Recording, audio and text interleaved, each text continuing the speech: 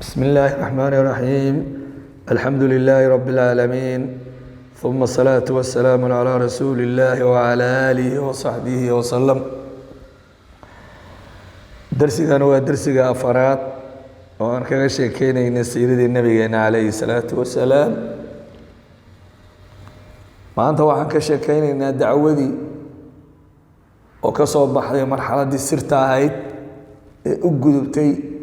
مرحلة جهرية ودعوة بنانك الله كيني. الله سبحانه وتعالى وحي للنبي عليه الصلاة والسلام وكيري وأنذر عشيرتك الأقربين. قرابة أما تلك كو طلهان ضدك طلهان كو ودو وإهل كاغاه ودك بالليري. انت أمرك اللي النبي عليه الصلاة والسلام عشيرتي يا قرابتي غير بني هاشم ayuu isugu yeeray. waxaa reer bani haashim la socda reer bani mudalib bin cabdi manaaf ayaa la socday ilaa 45 nin baa u yimid baa la yiri rasuulka ilaahay markuu doonay in la hadlo hadalkan uusan bilaabin ayaa hadalka waxa dhexda ka dafay oo ka qaatay habar qabihi shaqiga ahaa oo malcuunka ahaayo nabiga adeerkii ahaa Abu Lahab baa wuxuu yiri kuwaanu waa tolkaaga iyo ilmaadeerayaasha ee waxaad ka tagtaa buu yiri waxaan aad waday barnaamijkan aad nagu khilaaftay oo diinta abayaasha aad ku khilaaftay ka tag ayuu yiri iyo hawshan aad la tidin faraha ka qaad waxaadna ogaataa buu yiri haddaad sidaa samayn weyso carab oo dhan baa kula dagaalamaysa. aniguna markaas wuxuu yiri hadda qabashadaadaan leeyahay dagaal carbeed iyo dhibaato inta la egna kulama raba ayuu yiri xuska dhigaa nin waaninaya oo u naseexaynaya. wuxuu yiri haddaad sidaada ku socoto oo aad go'aan ka qaadato waxaad ogaataa buu yiri Quraysh oo dhan inay kula dagaalami doonto iyagoo marka carab oo idilna kaalmo ay ka helayaan. macnaha carab iyo Quraysh ayaa kula dagaalami doona ayuu yiri. markaasna wuxuu yiri go'aankaas aad qaadatay wax ka shar badan oo aad samayn leedahay anigu ma arka inay jiraan buu yiri. rasuulkii calayhi salaatu wasalaam rasuulka ilaahay wuu aamusay maalinta ama goobta rasuulku kama hadlin. mar kale ayuu isugu yeeray tolkiisii ilaa ilaahay baa yiri wa anzir cashiirataka alaqrabiin. rasuulkii baa markaan hadalka waqti u helay wuxuu yiri rasuulku ilaahay baa mahad iska leh allaan ku mahadinayaa alla ayaan tala saaranayaa isaga ayaan rumaysanahay isaga ayaanan muxuu kaalmo weydiisanayaa waxaana qirayaa buu yiri mid la caabudo inuusan jirin alla keligii maahane la cibaadada mudan keligii ayaan caabudo ayuu yiri waxna la wadaajin maayo ayuu yiri oo ilaahay ku lamaanin maayo oo ku lifaaqi maayo. markaa kadib nabigana wuxuu alayhi salaatu wasalaam ninka sahmiya oo saanka loo diro oo la yiraahdo orod halka aade akhbaarka keen oo raa'id carabta u taqaano dadka dirsaday oo yiraahdeen akhbaar soo raadi ama meesha xaalkeeda ka soo waran waxa uu soo arkay been kama sheega ayuu yiri ilaahay xaq lagu caabudo ku dhaartay rasuulka ilaahay baan ahay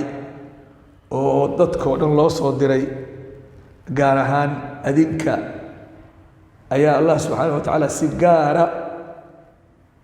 iwkii soo diray buu yiri rasuulka calayhi salaatu wasalaam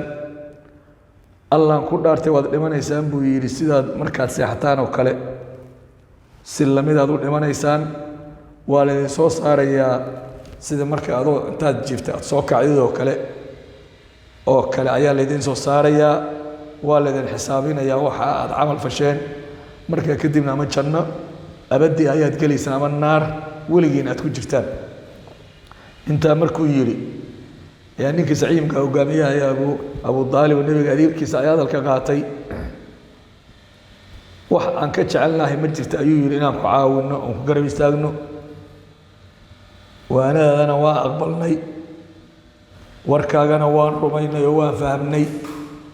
kuwaanna waa tolkaagii waa ilma adeerayaasha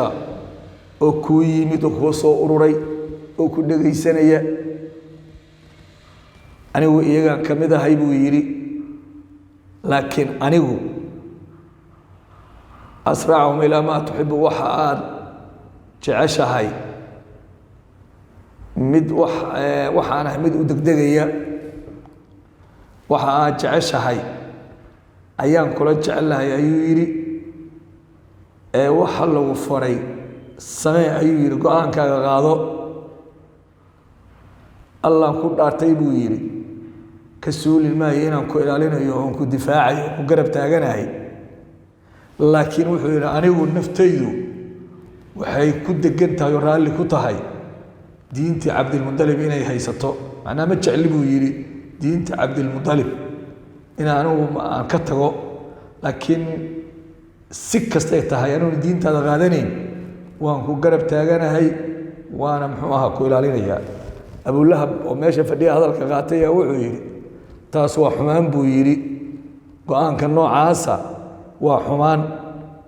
ee ninkan gacmihiisa hadda qabta intaanan muxuu ahaa dad kale aysan qaban oo dhib ka weyn uusan dhicin hadda ha laga hortago abu daalib baa marka wuxuu yidhi hadalkiis waxba kama soo qaadin wallaahi lanamnacannahumaa baqiina intaan noolnahay waan difaacaynaa buu yidhi intaa markii uu rasuulka calayhi salatu salaam uu arkay adeerkii abi daalib inuu saa u garab taagan yahay rasuulku markiiba wuxuu sameeyey dhiiranaan xoog leh ayaa muxuu ahaa u timid aad buu maarata go-aankiisa ugu sii dhiiraday wuxuu fuulay buur la yidhaahdo safa jabalka la yidhaahdo ayuu meesha dhaladaha ugu sarreysa oo korkeeda ayuu fuulay markaasaa nebigu wuxuu yidhi calayhi isalaatu wasalaam yaa sabaaxaa waa kelmad carabiya oo macnaheedu tahay waa wareey oo kale waa nin wax balaayey ama masaa'ib uu arkay ka digaya kelmaddaas markaasaa rasuulku markaa wuxuu u dhawaaqay jilbiyadii qoraysh oo dhan reer bani fihr reer bani cadi reer bani fulaan reer bani cabdimunaaf cabdilmudalib warkaalayooy markay isu yimaadeen buu wuxuu yidhi waxaad iiga warantaa haddaan idin idhaahdo buurta aan saaranahay gadaasheeda ciidan weerar idinku ahaa jooga oo idin soo weeraraya ma iga rumaysanaysaan buu yidhi nebiga calayh isalaatu wasalaam waan kaa rumaysanaynaayo been kuguma baran bay yidhaahdeen nin been sheegana ma tihid dhaqankaagana maaha haddaba wuxuu yidhi waxaan idinkaga digayaa cadaab ilaahay oo daran aniga inamaa mahalii wamahalukum ka mahali rajulin ra'a alcadow aniga tilmaantayda iyo adinka tilmaantiina ama xaalkayga iyo xaalkiina wuxuu lamid yahay nin cadow arkay ee markaa tolkiisi u baqay oo markaa is yidhi haddaad cadowgan ama ciidankan dadkaaga weeraraya aad ku feer orodidood oo aad qoomka uga digtid waxaa laga yaabaa inay kaa hormaraan markaasuu wuxuu fuulay baa la yidhi buur markaasuu wuxuu ku dhawaaqayaa sabaaxaa war iska ilaaliya cadowooy saasoo kale anuu cadaabkaasaan arkay sababtaasa igu kalliftay inaan buurta fuulo ayuu yihi nebigenu calayh isalaatu wasalaam markaa kadib jalabyadii quraysh buu wuxuu ku yidhi ishtarow anfusakum min allaah war naftiina alla ka gata ayuu yidhi naftiina cadaab ka badbaadiya waxba idinma hanan karo waxba idinma tari karo haddaad cadaab ilaahay ku dhacdaanba ayuu yidhi oo ilaahay cadaabtiisu idinku dhacdo oo diinta ilaahay aad rumayn weysaan buu yidhi ood gaalnimada ku dhimataan wuxuu kaloo nebigenu calayh salatu wasalaam magacaabay reer bani kacab bini luwiy bini mura bini qusay bini cabdimunaaf bini cabdishams bani haashim bini cabdilmudalib mid buu u dhawaaqay markaasuu mid kasta wuxuu lahaa naftiina cadaab ka badbaadiya waxba idinma hanan karo haddaad cadaab ilaahay ku dhacdaan ayuu yidhi intaasoo dhan markuu jilib buu u sheegay anaa inaan soo koobo intaa markuu nebigenu yihi calayh isalaatu wasalaam wuxuu yidhi nebigu calayh isalaatu wasalaam markuu jilbiyada quraysh uu ka soo bilaabay reer bani cabdilmudalibna uu ku keenay ayuu markaa wuxuu yidhi safiya bin cabdilmudalib waa rasuulka eedadii anigu waxba ilaahay xaggii kaagama tari karaa wuxuu yidhi haddaadan muslimiin laa ugni canka min allaahi shaya faadimo ayuu sidoo kale ku yidhi saliinii maa shi'ta min maali anqidii nafsika min annaar waxaad doonto maalkayga weydiye laakiin cadaab iska badbaadi safiya wuxuu ku yidhi macnaha cadaabka ilaahay iska ilaali faadimana sidoo kale ayuu ku yidhi waxba macnaha labadiina waxba idinma tari karo waxba dur iyo nafcina idinma keeni kara ayuu yidhi laakiin wuxuu yidhi gayra ana lakum raximan saubullaha bibilaaliha qaraabanimo ayaan isku leenahay ayuu yidhi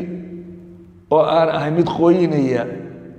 oo macnaha ah mid idinku xiriirinaya qaraabanimo ayaa naga dhacaysa oo idinku xiriirinayo laakiin anigu wax kale idinma qaban kara yudur iyo nafci oo alla idin qadar idinkama celi kara ayuu yidhi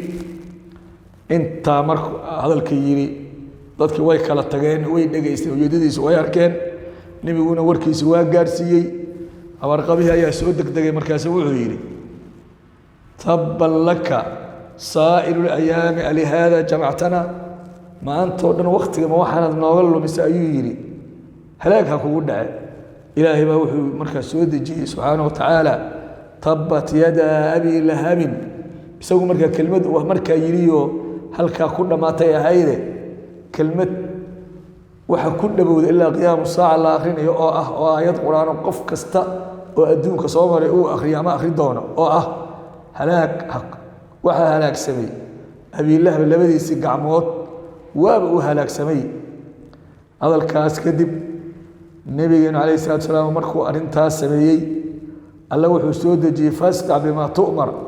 wa acrid can ilmushrikiin waxa lagu faraya dilaaci oo jeex oo waxaa la yidhi daha ka qaad gaaladana ka jeyso sidii rusushii ambiyadu samayn jireen ayaa nebigeenu markaa wuxuu bilaabay inuu yidhaahdo yaa qowmi icbudullaha maa lakum min ilaahin hayru qoomkaygiiyow alla caabuda alla hayrkii ha caabudinina inuu yidhaahdo ayaa rasuulku bilaabay calayhi salaatu wasalaam dacwadiisa markaa way sii siyaadaysa dadkuna way aqbalayeen qof laba saddex ayaa diinta ilaahay loo soo gelayey marka arrintiina markaa waxay noqotay mid shaacday oo khabarkaasi carab oo dhan uu tartiib u gaarayo waxaa marka xigi doona darsiga ah carab ama quraysh oo shir degdega markaa yeelanaysa sidii dacwadan ula dagaalami lahaayeen u jooji lahaayeen afyaadin iyo ayagoo mataqaanaa muxuu ahaa ku dadaalaya dacwada ilaahay inay wax kasta ku huraan si u jooji lahaayeen waana noo sii socon doontaa in sha allah darsigan intaa ayaa maanta kusoo koobaya wabillahi towfiiq wasalaamu calaykum waraxmat ullaahi wabarakaatu